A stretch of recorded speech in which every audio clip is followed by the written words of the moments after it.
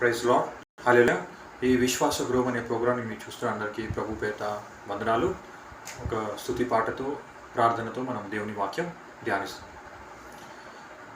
నీకు ఎంత చేసినా రుణము తీరదయ్యా, నీకు ఎంత పాడినా ఆశ తీరదయ్యా, నీకు ఎంత చేసినా నీ రుణము తీరదయ్యా, నీకు ఎంత పాడినా ఆశ తీరదయ్యా. నీవు చేసినవి చూపినవి వింటే హృదయం తరించిపోతుంది దేవా. నీవు చూపినవి చేసినవి చూస్తే హృదయం పొంగిపోతుంది దేవా. దేవా యేసుదేవా, నాథా యేసునాథా, నా మార్గమంతటిలో నన్ను కాపాడినావు, నా చేయి పట్టుకొని నన్ను నడిపించినావు. నా మార్గమంతటిలో నన్ను కాపాడినావు, నా చేయి పట్టుకొని నన్ను నడిపించినావు. ఏమేమి మారినా నీ మాట మారదు, ఏమేమి మారినా నీ మాట మారదు. అదియే నాకు బలమైన దుర్గము, అదియే నాకు బలమైన దుర్గము.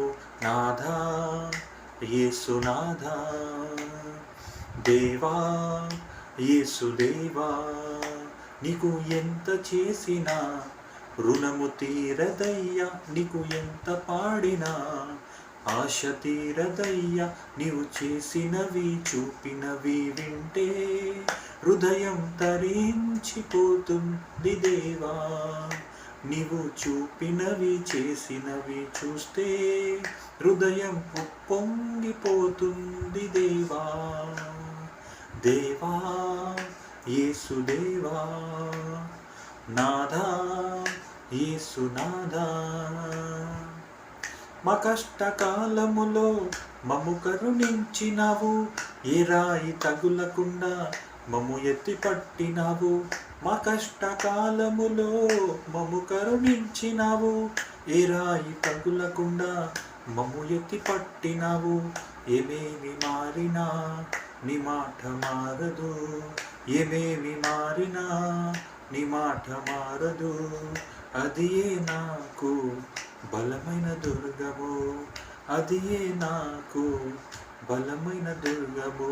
నాథా యేసునాథా, దేవా యేసుదేవా, నాథా నాథా యేసునాథా, యేసుదేవా నీకే వందనమయ్యా, యేసుదేవా నీకే వందనమయ్యా. Praise the lord. హల్లెలూయా. సైన్యములకు అధిపతి యెహోవా, మా నిజమైన దేవ, మాకు బహుగా ప్రేమిస్తున్న మా దేవ, ఈ సమయంలో ఆరాధించడానికి ప్రార్థించడానికి మీ వాక్యం ధ్యానించడానికి సమయం ఇచ్చినందుకు మీకు వందనాలు చెల్లిస్తున్నాం తండ్రి. మీ పరిశుద్ధ రక్తంతో మమ్మల్ని కడగండి, మీ వాక్యంతో మాకు బలపరచండి, మీలో మా విశ్వాసం దృఢపరచండి, మీ ముఖకాంతి మా మీద ప్రకాశించండి, మీ చిత్తం మాలో సంపూర్ణంగా నెరవేర్చుకోండి. మీ అగ్ని అభిషేకంతో నింపి మీ పరిశుద్ధాత్మతో మాకు నిరంతరం నడిపి మీరే మహిమ ఘనత ఆరాధన యుగ యుగకు పొందుకుని యేసుక్రీస్తు అనే బలమైన ఘనమైన పరిశుద్ధమైన నామములో అడుగుతున్నాం తండ్రి. Amen amen. Praise the lord. Hallelujah. ఇప్పుడు సిస్టర్ సారా గారు మన మధ్యలో దేవుని వాక్యం చెప్తారు, మనం శ్రద్ధగా ధ్యానిస్తాం. Praise the lord. హల్లెలూయా.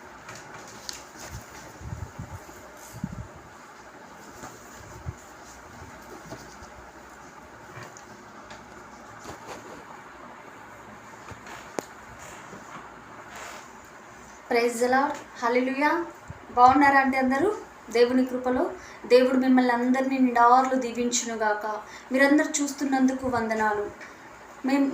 మన అంశం ఏంటంటే, మేము బైబుల్ నేర్చుకుంటున్నాం. ఒక అరగంట మనం సమయం ఇస్తూ మనము బైబుల్ సరిగ్గా తీయం కూడా. అలాంటప్పుడు దేవుడు కృపలో మనకు దేవుడు నేర్పిస్తున్నాడు బైబుల్. నేను ఒకే అధ్యాయం, రోజు ఒక అధ్యాయం మీకు చెప్తున్నాను. ఆ అధ్యాయంలో అర్థం కూడా దేవుడి సహాయంతో, పరిశుద్ధాత్మ సహాయంతో మనం నేర్చుకుంటున్నాం. శ్రద్ధగా వినాలి, ఎందుకంటే ఒక వాక్యమైన మన జీవితాలను మారుస్తుంది. ఈరోజు మన అంశం ఏంటంటే మనము భయపడకుము, నీవు నా సొత్తువు. హల్లెలూయా. ఏమంటున్నాడు దేవుడు? భయపడకుము, నీవు నా సొత్తు. యెషయా గ్రంథంలో రాసి ఉంది. యెషయా గ్రంథంలో మనం చదువుదాం. భయపడకుము, నీవు నా సొత్తు. ఒక ప్రార్థన చేసుకుని దేవుడి వాక్యం ధ్యానించుదాం. అందరం సంతోషంగా ఉండాలండి. ఎందుకంటే రక్తం పెట్టి కొన్నాడు దేవుడు. ఎందుకు ఈర్ష్యలు, పగలు, అసూయలు మనకొద్దు. మనము దేవుని పిల్లలము. నోటి నిండా నవ్వు ఉండాలి, శిరస్సు నిండా ఆశీర్వాదం ఉండాలి. ఎప్పుడైతే నోటి నిండా నవ్వు ఉంటుందో, హృదయం శుద్ధిగా ఉంటుందో, సంతోషంగా ఉంటామో, ఎముకలకు బలమంట. ఆ సంతోషం ఎక్కడి నుంచి వస్తుంది? సర్వోన్నతుడైన దేవుని యొద్ద వస్తుంది. ఎవరి మీద కంప్లైంట్ వద్దు, దేవుడికి నచ్చదు. తీర్పు తీర్చకు అంటున్నాడు దేవుడు. మనము ఆయన బిడ్డలం కదా, ఆయన కరుణ కలిగి ఉన్నాడు కదా, మనము కూడా కరుణ కలిగి ఉండాలి. సరేనా? యూట్యూబ్ ఛానల్ చూస్తున్న బిడ్డలందరికీ నా ప్రత్యేక వందనాలు. ఎందుకంటే మనం దేవుడిలాగా మారిపోతున్నాము. మనము చిన్నపిల్లలాగా మారిపోతున్నాము. అందుని బట్టి దేవునికి కృతజ్ఞత స్థుతులు. మనల్ని మార్చే యేసేకి 1000 కోటి స్తోత్రాలు. మనమందరం ఒకే సైన్యంలో వెళ్ళవలసిన వాళ్ళం కదా. అందరం సహోదరులు, అమ్మలు, తండ్రులు, బ్రదర్స్, సిస్టర్స్ అందరూ ఉన్నాం కదా. మరి వాళ్ళందరూ ఏక శరీరమై, సంఘం అంటే ఏక శరీరమై ఉన్నాం కదా. మీకు నాకు దేవుడిచ్చిన బిడ్డలు కాబట్టి మీరందరూ నిండార్లు దీవించబడాలి. అందుకనేసి ఈ వాక్యం మనందరి కోసం, మీకోసం, నా కోసం, అందరి కోసం ప్రార్థన చేసుకుందాం. దేవా, నీకే మహిమ, ఘనత, ప్రభావం రాజా. ఈ దినం ఇచ్చినందుకు వందనాలేసయ్యా. ఇదిగో తండ్రి, నీవు భయపడకుము, నీవు నా సొత్తువి, నా రక్తం పెట్టి నిన్ను కొని ఉన్నాను అని నువ్వు మాట్లాడుతున్నావు తండ్రి. అందుని బట్టి కృతజ్ఞత స్థుతులు నాయన. ఎన్నికలేని మమ్మల్ని అందరిని ఎన్నుకున్నావు నాయన. ఇదిగో తండ్రి, ప్రతి ఒక్క బిడ్డను దీవించి ఆశీర్వాదకరంగా మార్చండి నాయన. వారు చేస్తున్న ప్రతి పనుల్లో సహాయము చేయండి నాయన. వారి పిల్లలను దీవించండి నాయన. ఇదిగో తండ్రి, జ్ఞానంతో నింపండి ప్రభువా.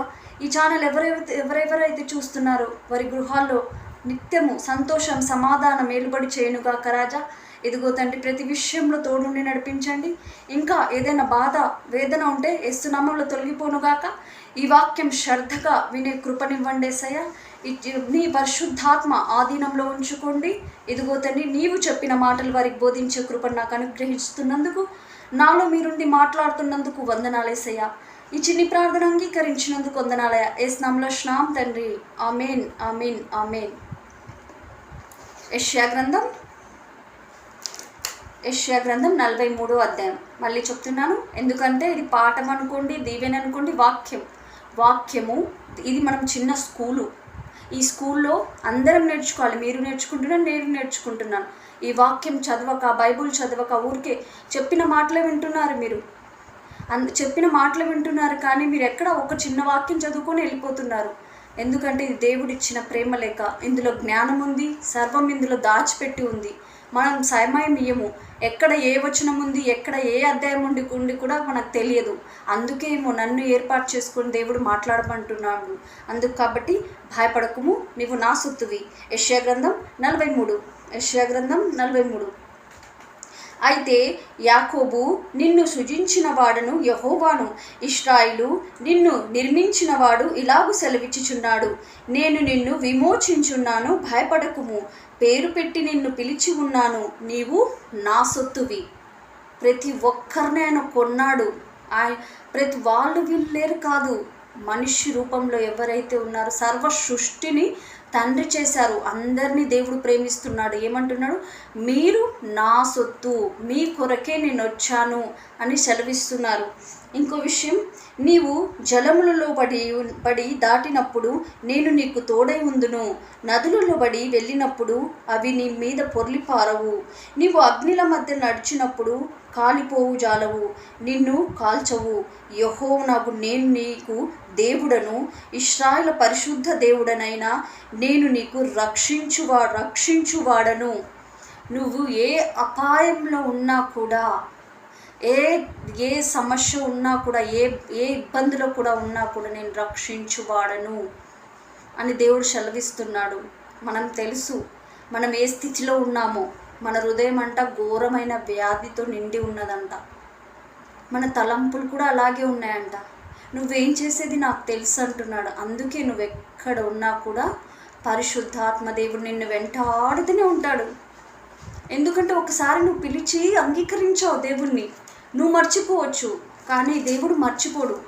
ఏదో ఒక రకంగా నిన్ను తన దగ్గరికి చేర్చుకుంటాడు. ఇది నేను మీకు చెప్తున్నానంటే ఇక్కడ నేను అనుభవించింది, నేను ఈ వాక్యంలో నాకు సాక్ష్యం లేనిది మీ దగ్గర నేను మాట్లాడను. నేను కూడా అన్ని దెబ్బలు తిన్నాను, మా ఇంట్లో చాలా సంతోషంగా ఉన్నాను, దెబ్బలు తిని ఇంత దూరం వచ్చాను. కానీ నాలో ఒక చిన్న పని ఏమిటి వచ్చిందో తెలుసా, ఇంకా నాకు చాలు, అక్కడి మాటలు నేను మర్చిపోయాను, అక్కడ పడిన దెబ్బలు కూడా మర్చిపోయాను, అక్కడ దేవుడు ఎలా రక్షించాడు కూడా మర్చిపోయాను. ఇక్కడ నాకు సుఖాన్ని ఇచ్చాడు కదా దేవుడు, ఇక చాలు, నేను ఇంట్లోనే ప్రార్థన చేసుకుందాం అనుకున్నాను. కానీ దేవుడు ఊరుకోలేదు దేవుడు. నాలో ఆ మంటను రేపాడు. నువ్వు చెప్పాల్సిందే, నీకు ఒక బాధ్యత ఇస్తే అది తప్పకుండా దేవుడు నెరవేర్చాలనే చెప్తున్నాడు. పరిశుద్ధాత్మ ఊరుకుండే దేవుడు కాదు. మనకు నోరిచ్చింది ఎందుకు? మాట్లాడడానికే కదా. చేతులు ఇచ్చింది ఎందుకు? ఆయన కార్యాలు చేయడానికి కదా. కూర్చో 10 నిమిషాలు 20 నిమిషాలు, నాకు ఇది కావాలి నాయనా అని నువ్వు అడిగినప్పుడు తప్పకుండా దేవుడు ఆ కార్యం నీకు చేస్తాడు. విశ్వాసం లేకుండా దేవుడికి ఇష్టలుగా ఉండడం అసాధ్యము. అపనమ్మకంతో ఏదైనా జరగాలంటే అది జరగదు. అవునా కాదా అని. అందుకే యేసుప్రభు ఏం చెప్పారో తెలుసా? సైనాధిపతి వచ్చారంట యేసుప్రభు దగ్గరికి. వచ్చినప్పుడు ఆయన సైనికుల్లో ఆయన రోగి అయి ఉన్నాడంట. రోగి అయినప్పుడు యేసుప్రభు దగ్గరికి ఆయన పరిగెత్తుకుంటూ వచ్చాడంట. వస్తూ ఉంటే యేసుప్రభు చెప్పారంట, నువ్వెందుకు వచ్చావయ్యా? నేను వచ్చేవాడిని కదా నీ ఇంటికి. అప్పుడు ఆ సైనాధిపతి ఏమన్నాడంట, నేను పొమ్మంటే పోవడానికి చాలామంది నా దగ్గర ఉన్నారు, రమ్మంటే రావడానికి చాలామంది ఉన్నారు, కానీ మీరు నా ఇంటికి రావడానికి నేను పాత్రుడను కాడు అన్నాడంట. ఎంత విశ్వాసం! ఒక అన్యుడు, ఒక సైనాధిపతి, ఆయనకు ఎంతమంది సైన్యం ఉండుంటాడు. ఆ సైన్యపతి తన్ను తాను తగ్గించుకొని దేవుడి దగ్గరకు వచ్చి ఏమన్నాడంటే, నీవు నా ఇంటికి వచ్చుటకు నేను పాత్రుడను యోగ్యుడను కానయా? నేనెంతటి వాడయ్యా నువ్వు నా గృహానికి వచ్చుటకు? నువ్వు మాట మాత్రం ఇస్తే చాలయా, నా దాసుడు స్వస్థపరుస్తాడు. నువ్వు మాట మాత్రం సెలవిస్తే చాలు తండ్రి, నా ఇంట్లో ఈ బాధను, ఈ రోగం నుంచి నేను విడుదల పొందుతానని మనం అనగలుగుతామా? నువ్వు మాట మాత్రం సెలవిస్తే చాలయా, ఇది నేను పొందగలుగుతాను, నేను నీ బిడ్డనయా అని మనం అనగలుగుతామా? అలా అనాలంట. అప్పుడు యేసయ్య ఏమన్నారంటే, ఇంత విశ్వాసం నేను ఇశ్రాయేలు ప్రజలకు కూడా చూడలేదే అని దేవుడు చెప్పాడంట. మనకుందా అంత విశ్వాసం? ఆ క్షణంలోనే ఆ దాసుడు స్వస్థపరిచాడంట. ఎవరైనా ఒక అన్యుడు, దేవుడు అంటే తెలియదు, ఆయనకు తెలిసిందంతా స్ట్రిక్ట్గా ఉంటాడు. ఒక సైనాధిపతి అంటే ఎంత మిలిటరీ, ఒక సైనాధిపతి అంటే ఎంత కఠినంగా ఉంటాడు, ఎంత కఠినంగా శిక్షిస్తాడు. అలాంటి సైనాధిపతి వస్తే అతని మనస్సు దేవుడు ఎరిగాడు. అలాంటి విశ్వాసం మన దేవుడు నమ్మిన బిడ్డల్లో లేదని చెప్తున్నాడు. నువ్వు విశ్వాసంగా అడుగు, ఎందుకు దేవుడు కాదండు? కానీ అనుమానంగా ఇస్తాడో లేదు, అలా అడిగితే దేవుడు కార్యాలు నువ్వు చూడలేవు. నా దేవుడు నా బిడ్డకి వివాహానికి ఘనమైన భర్తను ఏర్పాటు చేస్తాడు. నా దేవుడు అన్నీ సమకూరుస్తాడు. నేను కూర్చొని ఎవరితో ముచ్చటిస్తాను? నా తండ్రితో ముచ్చటిస్తాను. నేను వెళ్ళవలసింది ఎక్కడికి? ఆయన దగ్గరికే కదా అని నువ్వెందుకు అనుకోవు? నువ్వు మారాలి ఫస్ట్. మనల్ని మనం మారకుండా ఇంకొకరిని నిందించడం తప్పు. దేవుడు కార్యాలు చేయలేదని చెప్పడం తప్పు. నీకు సమయమే సరిపోదు. నిద్రపోవడానికి సమయం ఉంటుంది, బయట షాపింగ్ చేయడానికి సమయం ఉంటుంది, ఎక్కడికంటే అక్కడికి వెళ్ళడానికి సమయం ఉంటుంది. నీ ఇష్టమైన హ్యాబిట్స్ ఉంటాయి నీకు. బుక్స్ చదవడం, ఇది కూడా హ్యాబిట్స్ అనుకో. ప్రార్థన కూడా ఒక హ్యాబిట్స్ అని మార్చుకొని లైఫ్లో ఒక భాగాన్ని ఎంచుకో. 24 గంటలు నీకు సమయం ఇస్తే ఒక అరగంట ఇవ్వు దేవుడికి, ఒక 10 నిమిషాలు, ఒక 2 నిమిషాలు పూర్ణ హృదయంతో ఏమో ఆత్మతో సత్యంతో ఆరాధించమని దేవుడు సెలవిస్తున్నాడు కదా. ఆ కూర్చుండేది కూడా వ్యర్థమైన తలంపులు. అది ఎందుకు నీకు? మన హృదయమే వ్యర్థమైన ఆలోచనతో ఉంటుంది. అయ్యా నా మనస్సు నీ వైపు తిప్పుతున్నాను, నేను కన్నీరు విడుచుటను చూశావు కదయ్యా, నన్ను జ్ఞాపకం చేసుకో, ఒక్కసారి నన్ను లేవనెత్తయ్యా, ఈ అవమానం నుంచి బలహీనత నుంచి నన్ను లేవనెత్తయ్యా. నేను ఒక్కటే అడిగాను, నాకు ఇబ్బందులు వస్తున్నాయి దేవా, నేను చనిపోయినా పర్వాలేదు నీ పని చేయడానికి నేను తీర్మానం చేసుకున్నాను అని ఒకటే తీర్మానం చేసుకున్నాను. చాలు నాకు. ఎందుకు 2 రోజులు బతికినా హంసలాగా బ్రతకాలంట, 6 నెలలు బతుకుద్దంట హంస. కాకి అంట కలకాలం బతుకుద్దంట. మనం కాకిలాగా ఉంటామో హంసలాగా ఉంటామో మనమే నిర్ణయించుకోండి. ఎందుకంటే రోజులు చాలా చెడ్డగా ఉన్నాయి. దీవెనలు కావాలి, ఆశీర్వాదాలు కావాలి, అన్నీ వస్తాయి దేవుడితో ఉంటే, అన్నీ సమాధానంగా ఉంటాయి. కానీ మనం మనసు సమాధానంగా ఉండాలని. నా మాటలు మీకు కఠినంగా ఉండొచ్చు, నేను ఏదో చెప్పాలని మీ దగ్గర కూర్చుంటాను, కానీ పరిశుద్ధాత్మ దేవుడు వేరేది చెప్పిస్తాడు. మనం చెప్పాల్సింది చెప్పడు. మీకేం కావాలో అది దేవుడు ఇస్తాడు, కానీ నాకు ఇష్టమైంది నేను చెప్పడానికి కాదు కదా ఇక్కడ కూర్చున్నది. ఇంకో మాట 4వ వచనం, నీకు బదులుగా కుషేను సెబేను ఇచ్చి ఉన్నాను, నీవు నా దృష్టికి ప్రియుడవైనందున ఘనుడవైనందున నేను నిన్ను ప్రేమించుచున్నాను గనుక నీకు ప్రతిగా మనుషులకు అప్పగించదను, నీ ప్రాణమునకు ప్రతిగా జనములను అప్పగించదను. ఎవరు ప్రేమిస్తారండి ఈ రోజుల్లో? నేను నిన్ను ప్రేమిస్తున్నాను అంట. నీ దగ్గర ఏమైనా ఉంటేనే నిజంగా ప్రేమిస్తారు ఎవరైనా.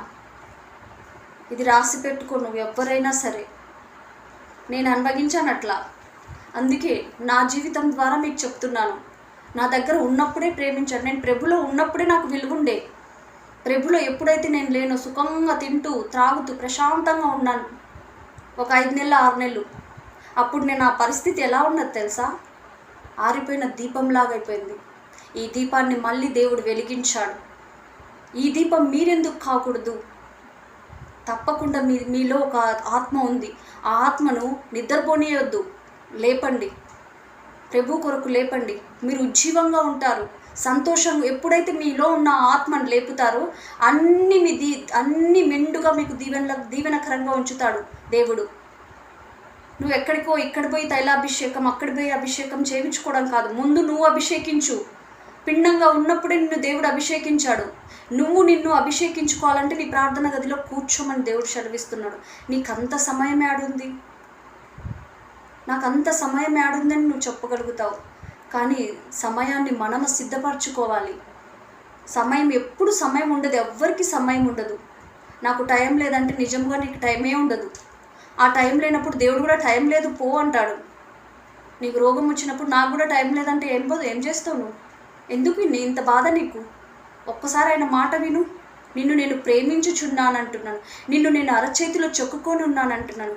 నీ చేతితో నన్ను పట్టుకో, నీ ఆత్మతో నన్ను నడుపుము, శిల్పి చేతిలో శీలను నేను, అనుక్షణము నన్ను చెక్కుము, అంధకార లోయలునా సంచరించిన భయము లేదు, నీదు వాక్యము శక్తి గలది, నా త్రోవకు నిత్య వెలుగు. పాప ఊబిలో పడి ఉంటిని, లేవనెత్తుము, శుద్ధి చేయుము, పొందనీయుము నీదు ప్రేమను. లేవనెత్తుము, శుద్ధి చేయుము, పొందనీయుము నీదు ప్రేమను. హల్లెలూయా హల్లెలూయా. ఎక్కడ పడినాం? పాప ఊబిలో. లేవనెత్తు, నీ ప్రేమతో నన్ను శుద్ధీకరించు. ఇక్కడ నేను నిన్ను ప్రేమిస్తున్నానని చెప్తున్నాడు. ఎక్కడ చెక్కుకున్నాడంట దేవుడు? తన అరచేతిలో చెక్కుకున్నాడంట. మరి అరచేతిలో చెక్కుకుండేది ఎవరు చెక్కుకుంటారు? నువ్వు చెక్కుకుంటావా నీ పిల్లలకు? ఎప్పుడు చూసినా చిరాకు పడుతుంది పిల్లలను చూస్తే. వాళ్ళు నీతో ఏదో మాట్లాడాలని ఉరుక్కుతోస్తారు పాపం. అర్థం చేసుకో. కూర్చొని వాళ్ళకి సమయం ఇస్తున్నావు నువ్వు? వాళ్ళతో మాట్లాడు. వాళ్ళు అంటారు కదా, నాతో మాట్లాడడం లేదు మా నాన్న, నాతో మాట్లాడడం లేదు మా మమ్మీ. ఎప్పుడో ఒకసారి నీ పిల్లలు నీ దగ్గర ఉంటూ మరి కసురుకుంటే వాళ్ళు నువ్వు ఎంత సంపాదించి ఏం ప్రయోజనం వారితో ముచ్చటించకపోతే? దేవుడు ఈరోజు సూటిగా మాట్లాడుతున్నాడు. నీ బిడ్డలకు నువ్వు సమయమి అంటున్నాడు. నేను నిన్ను ప్రేమించుచున్నాను గనుక నీకు ప్రతిగా మనుషులను అప్పగించుచున్నాను, నీ ప్రాణము ప్రతిగా జనములను అప్పగించుచున్నాను. భయపడకుము, నేను నీకు తోడై ఉన్నాను. ఈ వాగ్దానం చూడండి. భయపడకుము, నేను నీకు తోడై ఉన్నాను. తూర్పు నుండి నీ సంతానమును తెప్పించెదను, పడమటి నుండి నిన్ను సమకూర్చి రప్పించెదను. అప్పగింపబడిన ఉత్తర దిక్కును నాకు ఆజ్ఞ ఇచ్చెదను, బిగబట్టవద్దని దక్షిణ దిక్కుకు నేను ఆజ్ఞ ఇచ్చెదను. దూరం నుండి ఏమంటున్నాడు ఇక్కడ? బిగబట్టిన దాన్ని నేను విప్పుతున్నాను. ఈరోజు ఏ ఆత్మలైతే మీకు రావాల్సింది అడ్డుపడ్డాయి, యేసు నామములో కాలిపోనుగాక. మీకు ఎన్ని రోజుల నుంచి రాకుండా మీ అవసరతలు తీరవకుండా ధనమైన ఏదైనా కూడా మీకు రావాల్సింది రాకుండా ఎవరైనా బిగబెట్టుంటే ఇప్పుడే అది దేవుడు ఓపెన్ చేస్తాడు. అది తప్పకుండా మీకు వస్తుంది. కానీ అది తప్పకుండా మీకు వచ్చిందని మీరు దాన్ని పాడు చేయొద్దు. ప్రతి ఒక్క లెక్క చెప్పాలి దేవుడికి. కానీ ఈరోజు మీకు ఇవ్వబోతున్నాడని దేవుడు సెలవిస్తున్నాడు. బుదిగంతం నుండి నాకు కుమార్తెను తెప్పించదను, నా మహిమ నిమిత్తము నేను సృజించిన వారిని, నా నామము పెట్టబడిన వారందరినీ తప్పించదను. ఎవరైతే నా నామమును పెట్టుకోవడం అంటే ఆయన నామమును జ్ఞాపకం చేసుకోవడం. యేసు నామంలో పేతురు గారికి సిమోన్ పేతురు వెళ్తుండే దేవాలయంలో ఏమో అతని దగ్గర భిక్షం అడిగితే ఏదైనా దొరుకుతుందేమోనని దేవాలయం దగ్గర ఒక బిచ్చగాడు కూర్చున్నాడు. అప్పుడు అతడు అందరి దగ్గర తీసుకుంటున్నాడు. కానీ వీళ్ళ దగ్గర కూడా ఏమైనా సొమ్ము దొరుకుద్దని ఎదురు చూశాడంట. కానీ వీళ్ళు ఏమన్నారు? వెండి బంగారంలో అయితే నా దగ్గర లేవు, కానీ నజరేయుడైన యేసు నామంలో లేగు. ఏం నామము? తప్పించబడింది, రక్షింపబడింది, మన కోసం ప్రాణం పెట్టింది, మనల్ని సృష్టించింది. నజరేయుడైన యేసు నామంలో లేగు అన్నాడు. అదే నజరేయుడైన యేసు నామంలో తక్కువ మనిషి లేచాడంట. ఆ నామమే మనం ధరించుకొని ఉన్నాం. ఆ నామంలోనే మనకు మహిమ. ఆ రక్తంలోనే, ఆ యేసయ్య రక్తంలోనే మనకు రక్షణ. అందుకే ఇక్కడ ఏమంటున్నాడు? రక్షింపబడి ఉన్నాము అంటున్నాడు. నా నామం పెట్టబడిన వారందరినీ తప్పించుతున్నాను. నేను వారిని కలగజేసి తిని వారిని పుట్టించిన వాడను నేనే కదా నా చేతితో చేశాను నిన్ను అని దేవుడు ఇక్కడ సూటిగా మాట్లాడుతున్నాడు. నేనే కదా నిన్ను చేసింది అనేసి, సృజించింది నేనే కదా. మరి ఎవరైనా మనం అనుకుంటా వీళ్ళ బిడ్డలు వాళ్ళ బిడ్డలు అని. ఒకరోజు నేను చెప్తాను మన జన్మ ఎంత రోతగుందో. అది కూడా రేపు ఎల్లుండో మీకు దేవుడు ప్రేరేపణపిస్తే నేను అది చెప్తాను. మన జీవితం ఎంత రోతగా ఉందో, మనం ఎలా జన్మించామో, ఎవరు మమ్మల్ని ముందుగా చూశారు, ఎవరు మమ్మల్ని పోషించారు, అది ఇంకో రోజు మీతో చెప్తాను. ఎందుకు ఇది నేర్పిస్తున్నానంటే దేవుడు మాటలు చాలా మంచిగా ఉంటాయి. మీకు ప్రేమతో పాలతో వస్తున్నాను. పౌలు గారు చెప్పారు, ఇప్పుడైతే పాలతో మిమ్మల్ని పోషిస్తున్నాను, ఇక ముందు బెత్తంతో కూడా రావాల్సింది వస్తుంది వినకపోతే అనేసి. ఎందుకంటే ఆయనకి ఇసుకొచ్చేసి అన్నమాట. ఇక్కడ ఏమంటున్నాను? నేను వారిని కలగజేసి తిని వారిని పుట్టించి తిని, నేను కన్నుల నుండి అంధులైన వారిని, చెవుల నుండి బద్దులైన వారిని తీసుకొని రండి. ఏమంటున్నాడు ఇక్కడ తెలుసా? గుడ్డివారిని, కుంటివారిని, అంగహీనులను తీసుకొని రండి అంటున్నాడు. ధనవంతులకి తీసుకురండి అని చెప్పలేదు. బీదవాళ్ళు నీ పక్కనే ఉంటారు చూడమంటున్నాడు. కళ్ళిప్పు అంటున్నాడు. నువ్వు ఎప్పుడైతే గుప్పిళ్ళు ఇప్పుతావో దేవుడు నీకు సహాయం చేస్తాడు. ఇక్కడ ఏమంటున్నాడు? అందులను చోటి వల్ల నా దగ్గరికి దండి, నేను స్వస్థపరుస్తాను. నా నామం ఇవ్వండి, నా వాక్యం ప్రకటించండి. చిన్న పిల్లలు పాడైపోతున్నారు ఈ రోజులలో. ఒక్కసారి జ్ఞాపకం చేసుకొని వాళ్ళ కొరకు కూడా మనం ప్రార్థన చేయాలి. ఇది మన దేశము, మన దేవుడిచ్చిన ప్రజలం. అందరూ సంతోషంగా ఉండాలి, అందరు కడుపు నిండా అన్నం తినాలి. వారందరి కోసం మనం ప్రార్థన చేయాలి. దేవా, ఎవ్వరికి కూడా బిగబెట్టకూడదు. ఎవరైనా బిగబెట్టేవారు ఉంటే వారి నుంచి తప్పించి అందరు చేతులు చాపి ఒకే కుటుంబం లాగా ఉండే కృపనివ్వండి అని మనం ప్రార్థన చేయాలి. ఇంకొకరి కొరకు మనం ఇలాగైతే ప్రార్థిస్తామో మనకు నిండార్లు దేవుడు ఆ దీవెన కూడా మనకి ఇస్తాడంట. ఒక చిన్నది ఉండంట. ఏమిటంటే దేవుడు చెప్పాడంట, నువ్వు చెట్టు దగ్గరికి పో, అక్కడ వాక్యం చెప్పు అన్నాడంట. ఆ చెట్టు దగ్గర ఎవ్వరు మనుషులు లేరు. మనలాంటి వాళ్ళకి ఎక్కిపోయి నువ్వు చెట్టు దగ్గరికి పోయి నువ్వు వింటావా, మనం వింటామా? చెట్టు దగ్గరికి పోయి నువ్వు వాక్యం చెప్పంటే ఏమంటాం? ఏంటయ్యా నీకు ఏమైంది? నువ్వు ఎవరు మనుషులు లేరు, ఏం లేరు, అక్కడ చెట్టు దగ్గరికి పోయి వాక్యం చెప్పమంటున్నావు, నాకెవరు సహాయం చేస్తారు, అక్కడ ఎవరు వింటారు, ఎవరికి చెప్పాలి, చెట్టుకు చెప్పుకోవాలా అని అనలేదంట. దేవుడు చెప్పాడంటే నువ్వు వెళ్ళి చెట్టు దగ్గరికి వెళ్ళి వాక్యం చెప్పు, ప్లీజ్ చేయి అని చెప్పాడంట. కామ్గా అతడు వెళ్ళి అక్కడ వాక్యం చెప్తున్నాడంట. పైనుంచి ఒక మనిషిని రక్షించడానికి దేవుడు అక్కడికి వెళ్ళి వాక్యం చెప్పమన్నాడంట. ఏమో ఇది కూడా ఎవరో ఒకటి బంధింపబడిన వాడికి విడిపించడానికేమో, గుండె చెదిరిన వారిని బాగు చేయడానికేమో, విప్పబడకుండా మనం అందరం సంతోషంగా ఉండడానికి ఈ వాక్యం మన దగ్గరికి వచ్చిందేమో, దేవుడు సమాధానాన్ని కోరుతున్నాడేమో. పరలోక రాజ్యం మీ మధ్య ఉన్నదని దేవుడు సెలవిస్తున్నాడు. మన రాజ్యం, పరలోక రాజ్యం మన మధ్య ఉందేమో మనం ఒకసారి జ్ఞాపకం చేసుకుందాం. ఇదిగో ఈరోజు యెషయా గ్రంథం 43వ అధ్యాయం. సర్వజనులారా గుంపు కూడి రండి, జనములు కూర్చోబడవలెను, వారిలో ఎవరు ఇట్టి సంగతులు తెలియజేయుదురు? పూర్వకాలము జరిగిన వాటిని ఎవరు మాకు వినిపించెదరు? తాము నిర్దోషులమని తీర్పు పొందునట్టు తమ సాక్షులను తెలపవలెను. అంటే రండి నా దగ్గర నేర్చుకోవడానికని దేవుడు స్వయంగా పిలుస్తున్నాడు. ఒక అరగంట సమయం ఒకవేళ నీకు చదువు రాదు, నీకు బైబిల్ తీసుకొని చదవడానికి కూడా టైం దొరకట్లేదు, సెల్ ఫోన్ ఉంటుంది కదా చేతిలో, ఆన్ చేసి విను. నేను చెప్పేది తప్ప నువ్వు కూడా నేర్చుకుంటావు కదా. 43 బాగా చూడు వాక్యం, ఎక్కడ పొరపాటు ఉందో. నేను చెప్పేది వాక్యమే కదా. సెల్ ఫోన్ బైబిల్ లేకపోయినా సెల్ ఫోన్ ఉంటుంది చేతులలో, ఇది మాత్రం ఖచ్చితంగా. అందుకు కాబట్టి సెల్ ఫోన్ ఆ రీతిగానే మేము కూడా చెప్తున్నాం కదా. ఇప్పుడు మనం ప్రార్థన చేసుకుందాం. యెషయా గ్రంథం 43. ఈరోజు అంశం, నీవు నా సొత్తువి, భయపడకుము, నీవు నా సొత్తువి. ప్రార్థన చేసుకుందాం. దేవా, నీకి మహిమ, ఘనత, ప్రభావం. రాజా, నీ వెలలేని రక్తంతో మమ్మల్ని కొన్నావయ్యా, నీ అగ్నితో అభిషేకించావయ్యా. ఇదిగో తండ్రి, బంధింపబడిన వారిని విడుదల పొందమని అడుగుతున్నావు తండ్రి. పరిశుద్ధాత్మతో నింపండి నాయన. ఇదిగో తండ్రి, ఏదైతే బిగబట్టి ఉన్నదో యేసు నామములో అది విప్పబడును గాక రాజా. వివాహం కాకుండా బిడ్డలకు అడ్డుపడుతున్న ఆత్మలను కూడా యేసు నామములో కాల్చివేయండి. గర్భఫలం లేకుండా అడ్డుపడుతున్న ఆత్మలను కూడా కాల్చివేయండి. ఇదిగో భార్యాభర్తల మధ్య ప్రేమ లేకుండా ఉండే ఆత్మలను కూడా కాల్చివేయండి ప్రభువా. ఇదిగో తండ్రి, ప్రతి ఒక్క అవసరత తీర్చండి నాయన. చిన్న బిడ్డలందరినీ దీవించండి. ఈ ప్రోగ్రాం చూస్తున్న చిన్న బిడ్డలైనా పెద్ద బిడ్డలైనా ఎవరైనా కూడా తండ్రి, వారందరినీ నిండారులు దీవించండి. వారి చేతి పనులన్నిటినీ స్థిరపరచండి నాయన.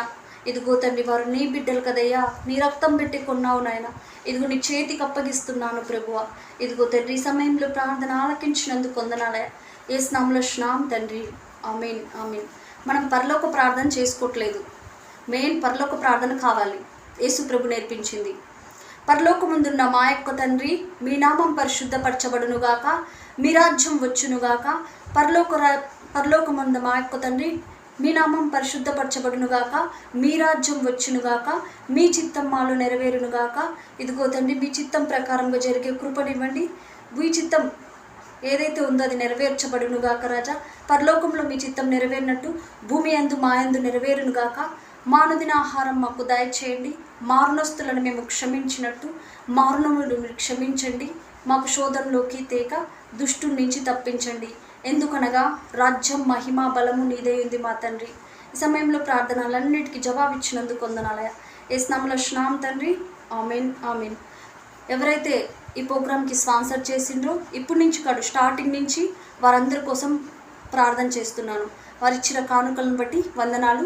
ఇప్పుడు వారు ఇచ్చిన ఇప్పటి నుంచి కాదు, మా మినిస్ట్రీ స్టార్ట్ అయిన నుంచి మాకు సహాయం చేసిన వారందరికీ, సిస్టర్కి, బ్రదర్స్కి అందరికీ దేవా నీకే మహిమ, ఘనత, ప్రభావం. రాజా, ఈ పరిచర్యను సపోర్ట్ చేసి ఇదిగో తండ్రి కానుక రూపంగా ఎవరైతే ఇచ్చారో వారందరినీ నిండార్లు దీవించండి. ఇంకా ఆశీర్వాదకరంగా మార్చండి నాయన. ఏదైనా ఇబ్బంది ఉంటే వారిని తొలగించండి. ఇదిగో తండ్రి, ప్రతి విషయంలో వారందరికీ తోడై ఉండి నడిపించండి ప్రభువా.